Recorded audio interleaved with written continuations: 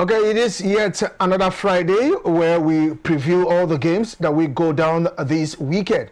Now, from the international break, we'll be heading straight to league action, especially in the English Premier League. Because after the international break, we saw the other leagues like the La Liga, the Bundesliga, the Serie A, all in action, except for the English Premier League, where the FA Cup was played, that was last week. Now, looking at Arsenal were involved in the FA Cup. They were involved in the Champions League. And within the space of 1 week, this will be their third game. And they will take on Bournemouth, who has, since the international break, been relaxing. Is this fair for a title contender? Talking about Arsenal. Hopefully my guest will be doing justice to that. We'll be having also a review of the Champions League quarterfinals played within the week. We'll see the possibility of the team moving into the second leg of the quarterfinals. Then we will preview the games for this weekend. Now, thanks for joining me on the show this evening. I'm not alone once again. Kingdom Lucky is joining me once again as we tend to preview the games for the weekend. Kingdom, it's good to have you. Thank you, sir. You're out of your time. You're now back again in the studio. Well, I talked about Arsenal. I know definitely you don't want to talk about Arsenal, but I always put you on the spot when it comes to Arsenal. But before we go into it, let's look at the week game that had just came to an end. How has the quarterfinal been for you? The first leg of the quarterfinal UEFA Champions League 2005 or 2025-2026 season. How has it been for you so far heading into the second leg? You know, for me, the first leg of the quarterfinals of the Champions League, how they went, they didn't go as planned according to my script.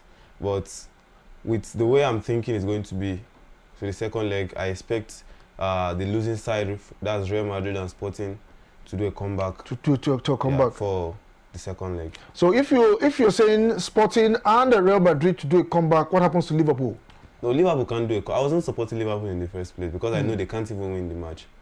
Liverpool right now, they're not on form. Even if they're on form compared to PSG's form, they can't just outperform PSG because PSG right now is the best club in the world. PSG and Bayern Munich, these are the two best clubs in the world. So right now, with the strength of Liverpool and with the strength of PSG, comparing both of them, they can't just be compared because of right now, PSG is in a higher form than Liverpool. So I don't even see Liverpool even, probably can score a goal, but they can't win that much. So overall, you're saying a quarterfinal fixtures, we might be seeing the likes of PSG, Bayern Munich, Real Madrid, and Sporting.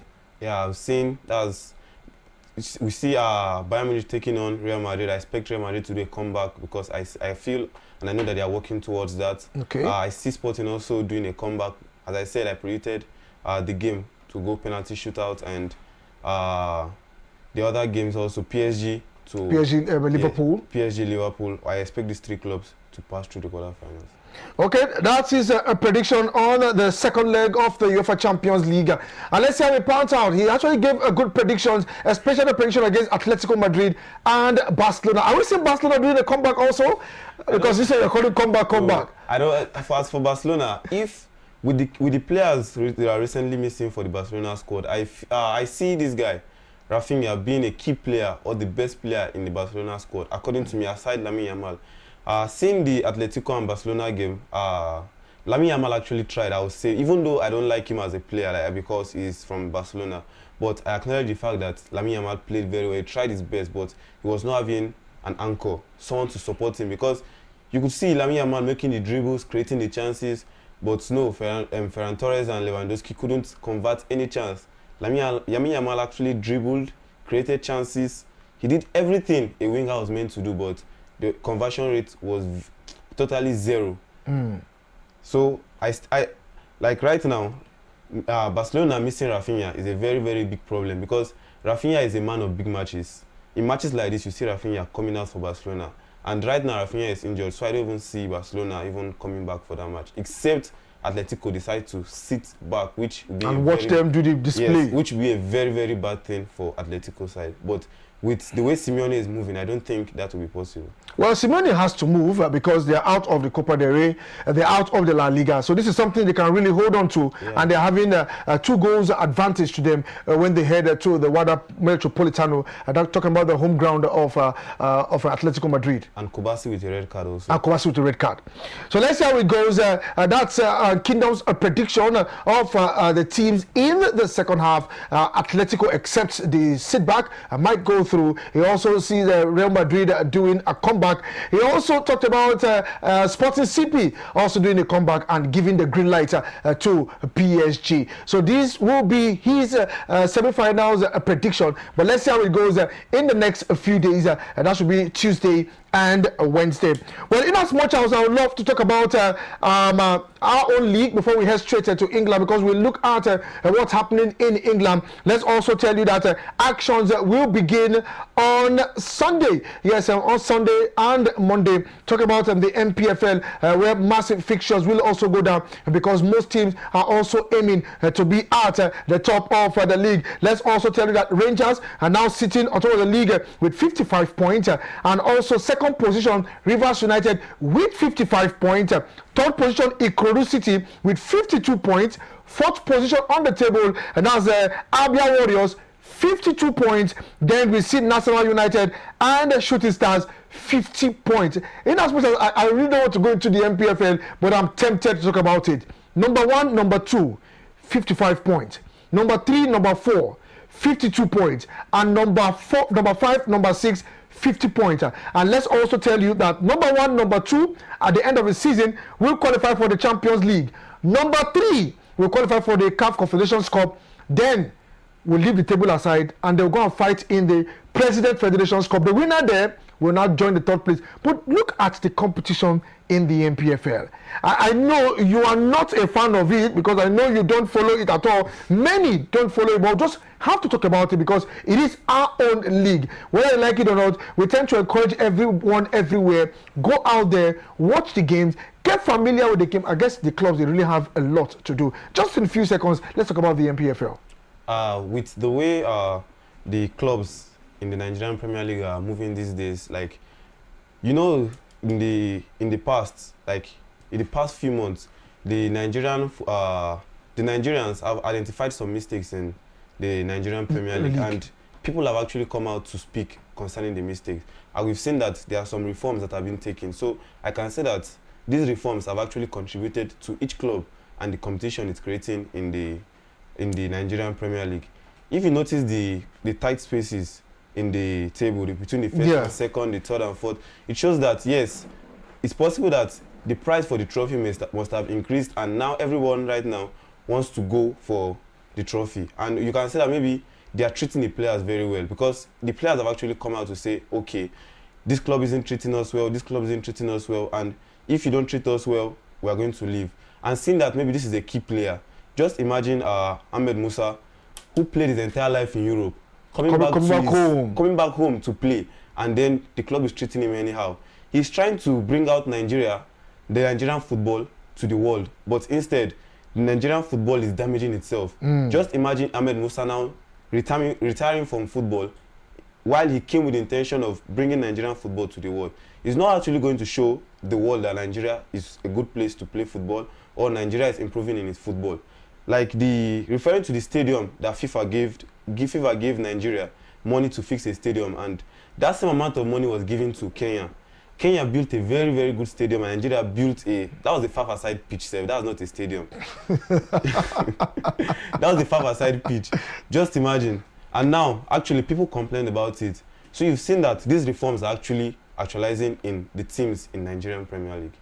Okay, let's see how it goes because you're trying to take me away from that. We really don't want to go straight into infrastructure because definitely if we look at data and amenities, it's really mind-blowing seeing what we have. But you follow the Premier League.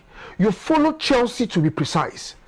What is that thing that is, as in that slim line that really differs from the Nigerian Premier Football League? There's no slim line. The line is very fat.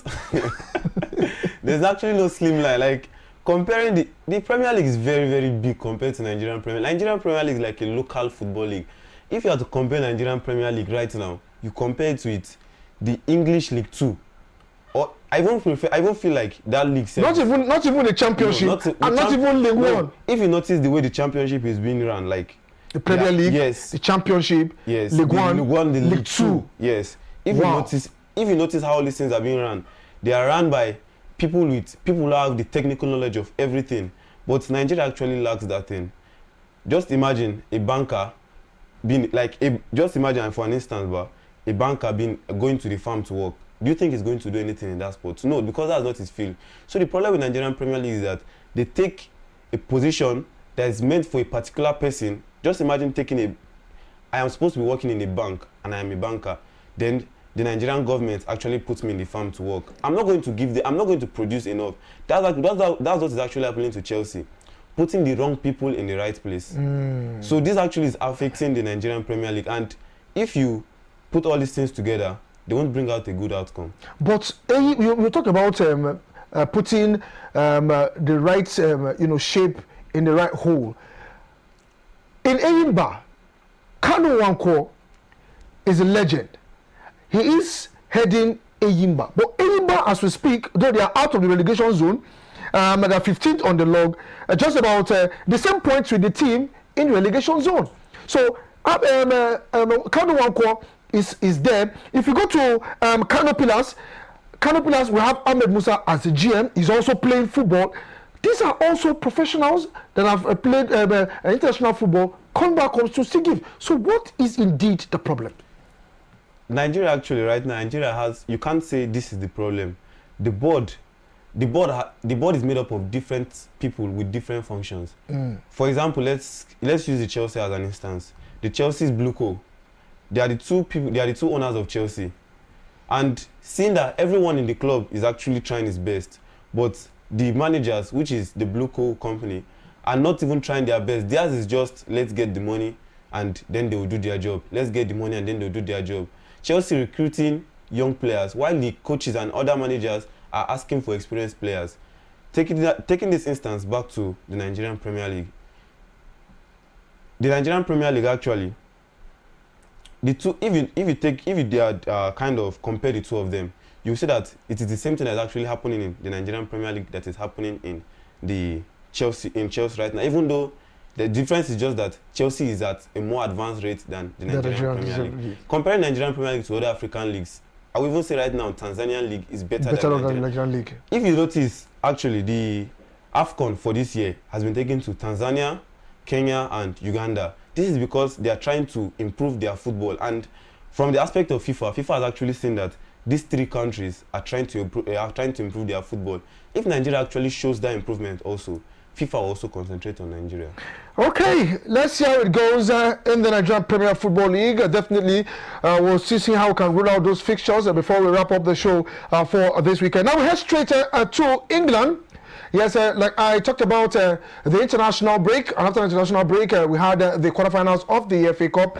We had 8 teams were involved in 4 matches, and only Arsenal seems to have played more than any other team. They played in the FA Cup, they played the Champions League, and within the space of 1 week, they'll be playing 3 games. Some will be playing 2, and some will be playing their first game within the space of 7 days, and if you add the international break. But let's look at the game that we go down later this evening. West Ham will be up against Wolverhampton Wanderers. Yes, that's the first game this evening. We call it Friday Night Football. West Ham up against Wolverhampton Wanderers. Now, if you look at the table, yes, West Ham actually lost the FA Cup to Leeds United. They hope to head straight to the Wembley, but West Ham is in the relegation zone. Yes, 18th position, and now they will take on Wolverhampton Wanderers. Both teams struggling for battle of the relegation, probably looking at a way to avoid going straight to the championship. But meanwhile, we have the coach of West Ham, that's talking about Nuno Espirito Santos, as he actually spoke to journalists, giving updates on of the players ahead of tonight's game. Nuno Espirito Santos. He's improving. Him, JC are improving. Callum Wilson. So we still have tomorrow to assess and see, but improvement. We are positive. We are positive that they can be available for Sunday. Dino's also was clear of the concussion protocol, so we are positive that they're going to be available. Yeah. Yeah, a lot of our players. It was a tough game. Extra time, a lot of energy, but they are okay. Okay, it was tiredness. Yeah, fatigue. Yeah, it was a couple of difficult days, like you imagine. We had a lot of hopes and belief that we can achieve reaching Wembley. Was disappointed, but the way we did it at the same time showed that we put a fight, we react, we didn't give up till the end. But we move forward, realizing that our major fight is starting Friday. It's going to be a tough game. The first time we faced them was probably one of the most hardest moment that we had as a group. Was really disappointing performance. So we are confident that we're going to improve. We play at home, which is a big advantage for us. We know that the fans are going to be there, and we know we have a mission in our hands to fulfill. Tough game, good team, improving. You can see that they are improving. So what do you expect a tough opponent, but we are ready to compete. The battle begins this evening, match number 32. 6 more games for West Ham to survive. Do you think they can, you heard the coach? Do you think they can really come out of that zone? For the relegation zone, the 3 clubs that are actually there right now, you can't actually say they are the ones actually going, because Tottenham also are also in the relegation race. Close like, to yes, they are there because they're hanging. They are there hanging. Yes, and I believe Tottenham will also go back. Even though I want them to go about, it's the Premier League, things happen, so we can't tell concerning for the relegation right now. But for the game tonight, looking from West Ham past games and looking from Wolves past games, from the beginning of this year, Wolves have actually been more aggressive than any other club in the relegation battle.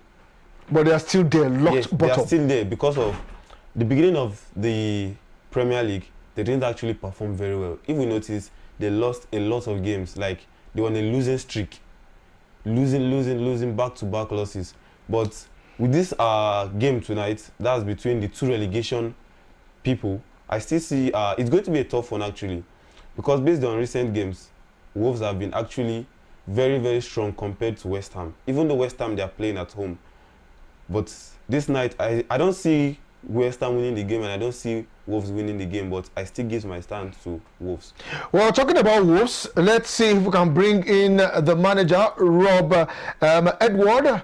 You know, a smiling man, smiling, his face full of smile, preparing for tonight's game at Friday Night Football. So with that smile on his face, I would actually believe that maybe they will get our maximum point this evening, because it will really go a long way, and they will be on tie with Burnley. That is if they beat West Ham. But let's take that interview of Rob Edward. Hello Rob, it's good to see you. It's been 4 weeks since the last press conference, which is quite unusual in this league. How has the break been for you? Yeah, it's been good. It has been strange. I'm not sure, someone will tell me, I've not asked this actually, whether anyone, apart from COVID, you know, whether any club has ever had that amount of time in between fixtures. I'm not sure there has been. So it'll be new. It has been new for me and different. So it'll be interesting to see how we react. But the break's been good. We had a little bit of time off at the beginning of it after Brentford, and then we've had a few good weeks of training. Yeah, a bit of all that, I suppose. We've been able to review some of our stuff. Definitely some time off, which has been nice to refresh. It was a busy period before, you know, up until that Brentford game really. So it was nice to have a little bit of time. But I don't think I really realised. I knew how long it was. It was 25 days, but it felt like a long time. But yeah, a bit of time off, some good training and a bit of reviewing and looking forward to what's coming next. Yeah, it's good. A lot of them went away and did very well, had success. So really pleased for them. But the main thing is they've come back and they're in a good place. So they've all been training. It's been a good week. No, fully fit group other than Sam's shoulder issue. So Sam won't be available, and Doc's got a little bit of a niggle. He won't be available for this one, but should be all right for Leeds. He's certainly someone that's going in that right direction. He's a really good professional. It's amazing for him to be leading his country and stepping up in the way that he did. Big moments in big games. You know, it's really impressive what he went and did. So pleased for him. He's progressing really well. I think his performances have been very good for us. He's certainly, I think, I can understand why they've made that decision. Even in a group where there might be one or two more experienced players, for his national team, I can see why they've made that decision. I think for a long time he could lead his country, which is really exciting for him. And of course, any of that can rub off on us. Well, anything that will definitely rub off on them. That's Rob Edward speaking in the pre-match conference ahead of tonight's game.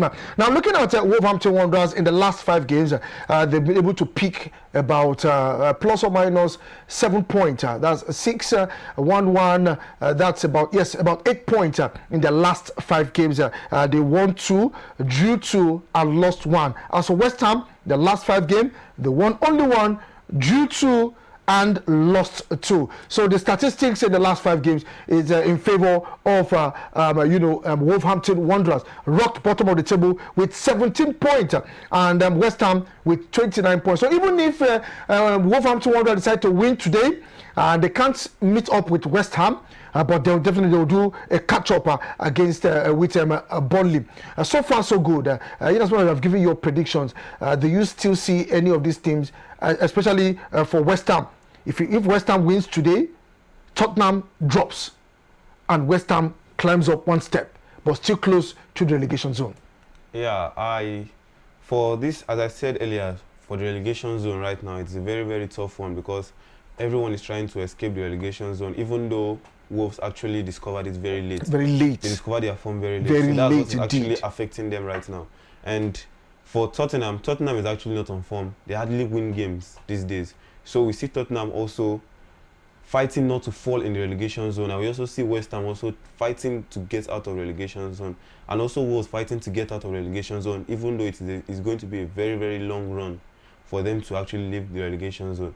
But concerning the match this night, I still say I see Wolves actually taking a head above West Ham because based on their past 5 matches, if West Ham they've actually had lesser games, lesser fixtures in terms of club.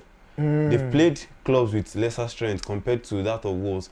And I've actually watched Wolves' game. Wolves actually right now, they've been very, very tactical. Their attack and everything has been very, very good.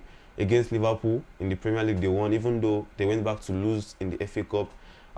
They drew with Bournemouth, which is a very, very tough fixture. Bournemouth is actually a stubborn club. And we've seen that right now in the Premier League, if you check based on statistics, that's players' rating.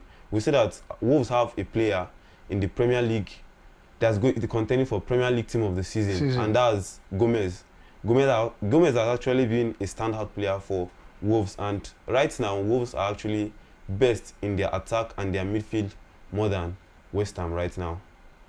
Okay, let's see how it pans out later tonight. The game between West Ham and Wolverhampton Wanderers. Friday night football, a battle to survive the relegation zone. Let's see, because it will be a dent for Wolves if they lose tonight, or even a draw. It will also be a dent for Wolverhampton Wanderers if they also either pick a point or lose tonight. Still with the English Premier League, we'll also run the fixtures for tomorrow. Looking at the fixtures for tomorrow, early fixtures. Arsenal will be up against Bournemouth.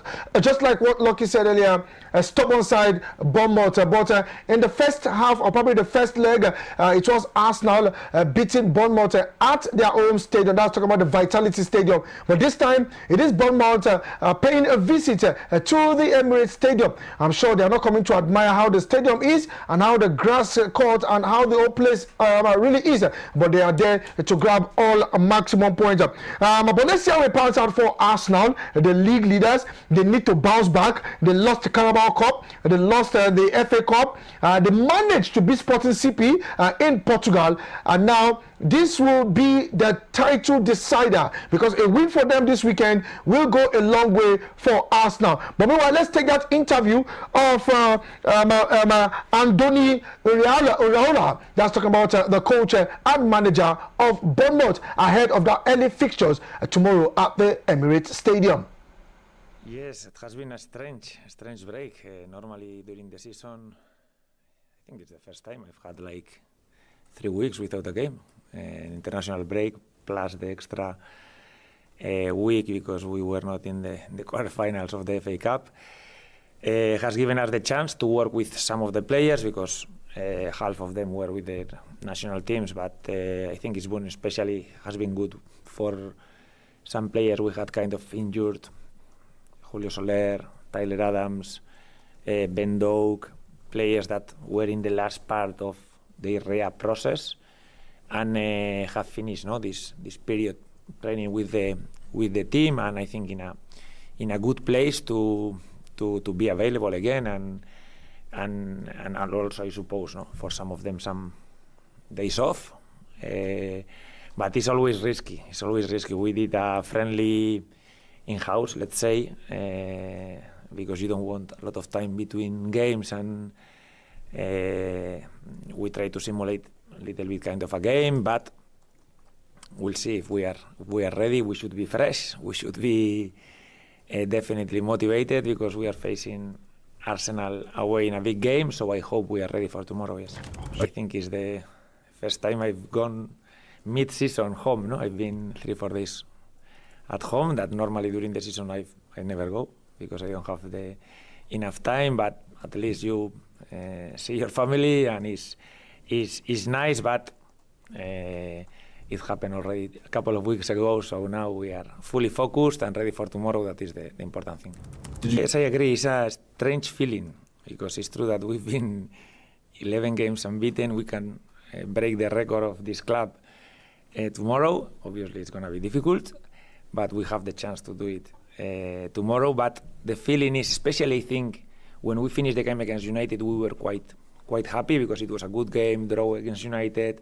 But after the game, I think we were like kind of 10th or something like this. And then you see the games, Everton wins, Fulham wins, Sunderland wins, Brighton wins, and then you find yourself, now we see ourselves 13, and you think, okay, it's not as good as other things look. It's a strange situation. But I think it's a matter of things are so close, so tight that one goal, 2 points, it makes a huge difference now in the table, no? And the same way now we look it like we've lost a chance with the last draws.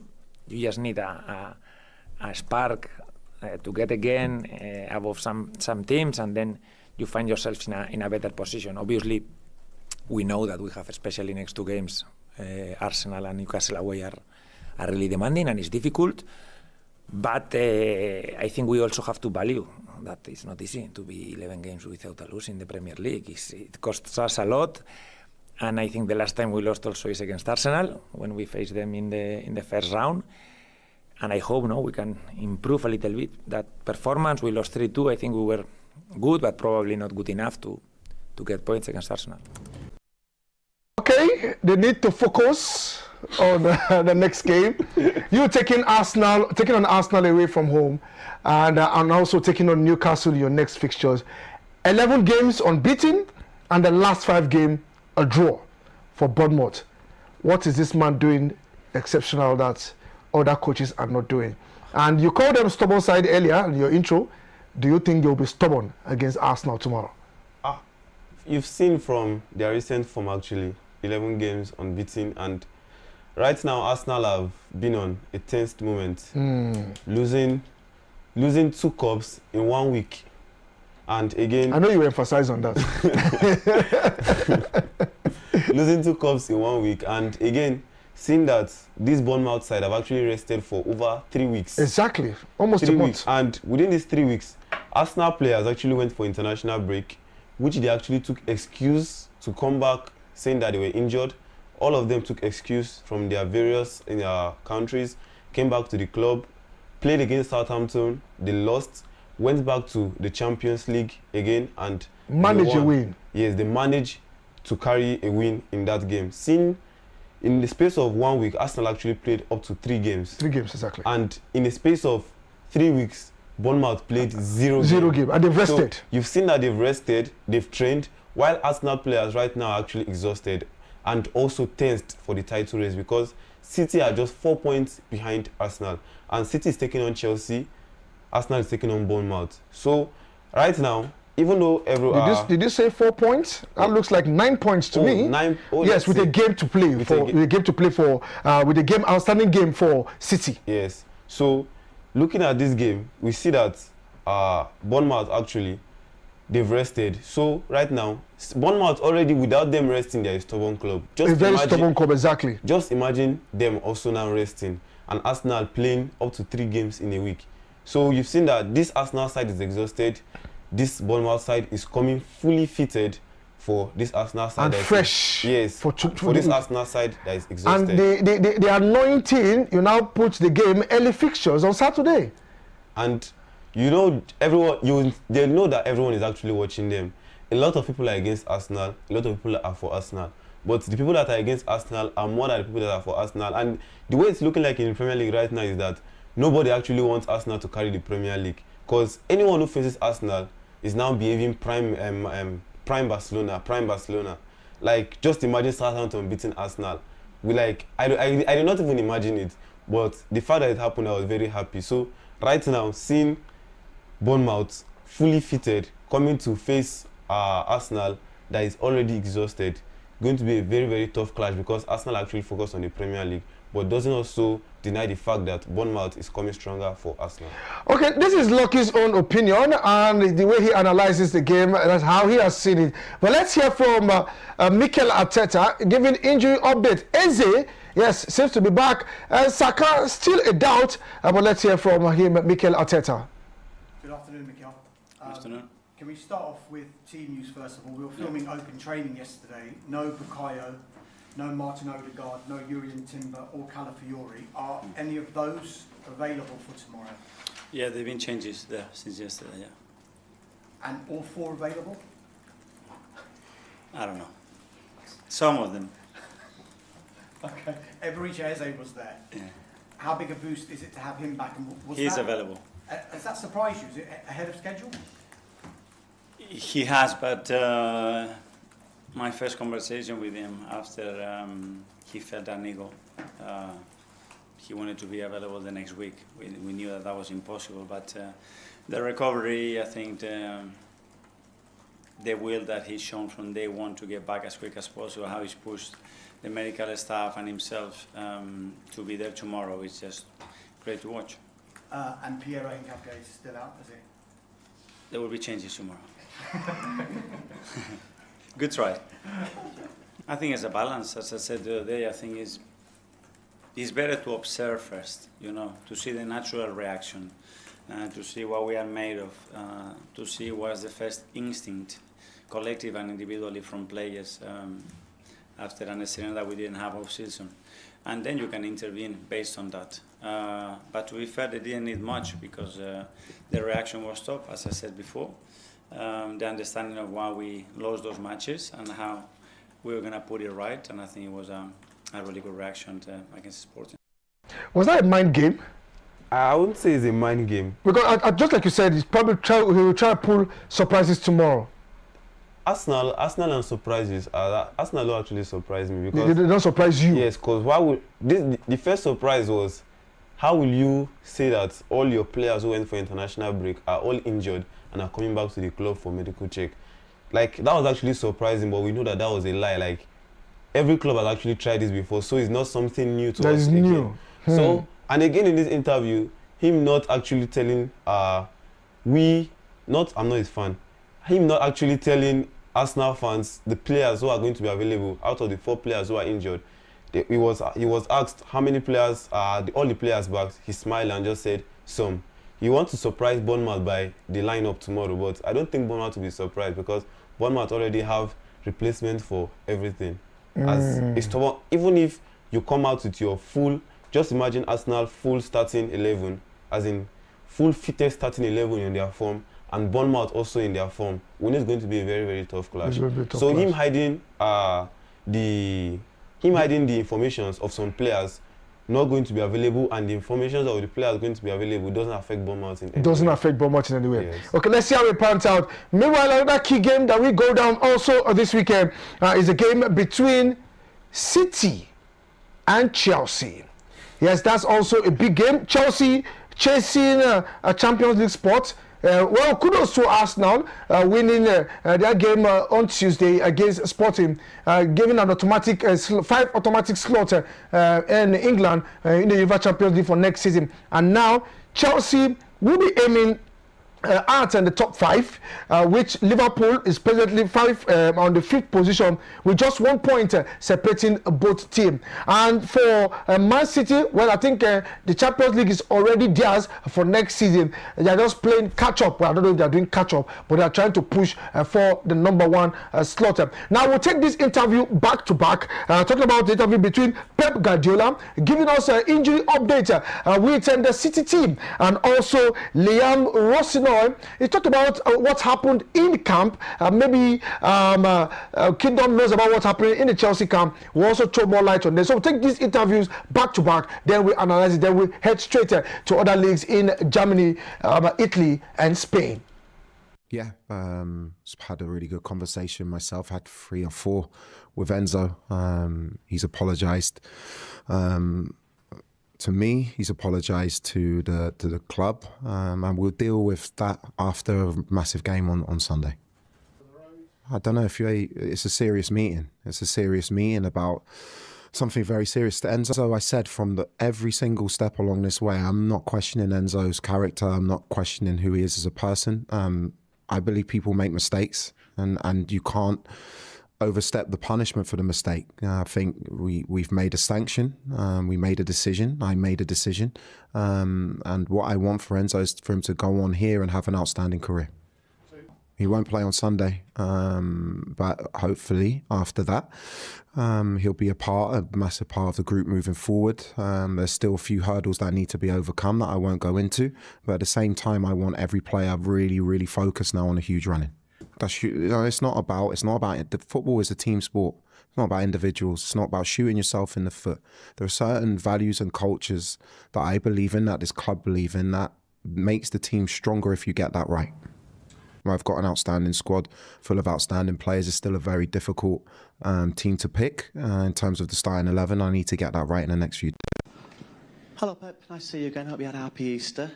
If I can start with injuries updates, please, if I may.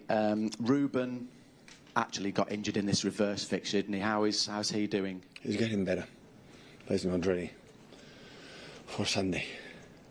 Do you have a time frame? No. John Stones, calf. I know he was on the subs bench. Is he ready for minutes? He was out again, wasn't he, last time? Today maybe we'll do partial training. We'll see. And Matteo?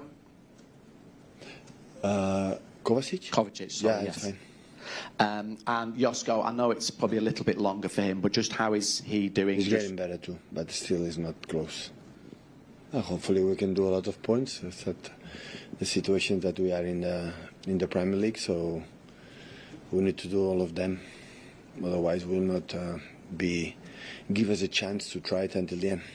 So we need to do a lot of points. We were not consistent enough during the season. We dropped points that we should take it, and that's why we're in the position that now we cannot do it differently. I have a lot of yellow cards. That means how excited I am. So no, not just for April. During the season, I had a good energy. I have still good energy. Okay, that's Liam Rossinoy, the first interview, a Chelsea manager, and Pep Guardiola, City's manager. Now let's look at that Enzo. What happened in the Chelsea team within the week? Was that really right for Enzo, knowing fully well that you're still on contract with your team and you're trying to force, transfer? Concerning the Enzo's problem with the Chelsea board, Enzo actually, what he actually did was not actually right, but professionally, that was not right. But according to him, he was selling himself to Real Madrid, and from Chelsea's transfer rumors, Chelsea were like, if they are going to release Enzo Fernandez will be worth over 100 million because they bought him for over 150 million, him and Moise Caicedo. And right now, looking at Real Madrid is not ready to spend money on any player. From the past transfers of Real Madrid, we've seen Real Madrid getting big players on a free transfer, from Trent Alexander-Arnold to Kylian Mbappe to other players also. we've seen them coming to Madrid on a free transfer. And comparing Enzo Fernandez to Kylian Mbappe, just imagine it. Kylian Mbappe and Enzo Fernandez. Kylian Mbappe is of more worth than Enzo Fernandez right now. But Madrid actually waited for his contract to expire before they brought him to the club. So looking at that side from the Madrid aspect, if Madrid also wants to get Enzo Fernandez, even though they had interest in him, and they still have interest in him because we've heard transfer rumors concerning Enzo going to Madrid, you see that Madrid won't actually buy Enzo Fernandez. They would like to also take him on a free transfer. And seeing what Enzo Fernandez actually did, what he actually did professionally, as I said, was actually very, very wrong. Because you can't have a contract with a particular club still running for the next 2 to 3 years, and you're actually selling yourself out openly to another club. So the decision taken by the club, giving Enzo Fernandez too much band, was actually a very, very good one. Even though the players and the agents actually went to apologize to the club, and the club doesn't still matter. You must still go through the punishment. Yes, because of seeing Enzo Fernandez as a key player in Chelsea's squad right now. In the first leg versus City, we saw him giving us the last-minute equalizer against City. That's to show that Enzo Fernandez is actually a key player in the squad. But despite that fact, there have to be disciplinary disciplinary actions taken against him. And despite the fact that the players actually went to the board to apologize for Enzo Fernandez, and him also going himself to apologize to the board, and actually the board has actually accepted it, but the disciplinary actions taken against him, he actually has to serve those punishments, which is including this Man City's game, so that other players also can learn that if they also take actions like this, more or worse can be even given to them. Okay, let's look at the game proper itself. Liverpool. Talking about City and Chelsea. Chelsea, like I said, pushing for the top 5 because they're presently 6th on the log, and City trying to make sure they retain there and put the pressure on Arsenal. How would the game go for you this weekend? You know, for me, the players actually right now, they have a fresh mind. Chelsea actually competed in the quarterfinals.